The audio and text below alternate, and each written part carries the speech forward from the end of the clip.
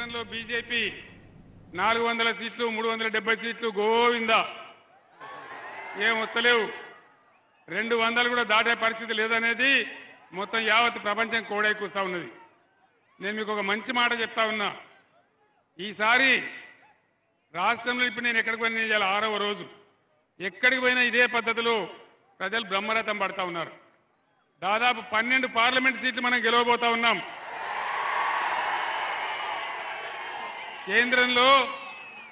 కేంద్రంలో సంకీర్ణ ప్రభుత్వం రాబోతా ఉంది. అప్పుడు ఏం జరుగుతుంది? మీరు నామా గారిని ఎంపీకి గెలిపిస్తే ఆ సంకీర్ణ ప్రభుత్వంలో నామా గారు కేంద్ర మంత్రి అవుతాడని మనం చేస్తా ఉన్నాం. అంత పెద్ద లాభం మనకు జరుగుతుంది. ఒకసారి నామా గారు కేంద్రంలో మంత్రికి వస్తే అన్ని రకాల తెలంగాణ రాష్ట్రానికి, మన ఖమ్మం నియోజకవర్గానికి, ఖమ్మం జిల్లాకి చాలా పెద్ద మేలు జరిగే అవకాశం ఉంటుంది. ఈ అవకాశం తీసుకోవాలని మిమ్మల్ని మనవి చేస్తా ఉన్నా.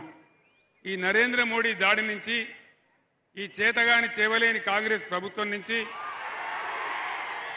మన గోదావరి రక్షించుకోవాలన్నా, కృష్ణా రక్షించుకోవాలన్నా, మన నిధులు మనం తెచ్చుకోవాలన్నా, మన హామీలు తెచ్చుకోవాలన్నా, మన హక్కులు సాధించుకోవాలన్నా ఖచ్చితంగా ఇలా బీఆర్ఎస్ అయితేనే పేగులు దిగేదాకా కొట్లాడుతుంది.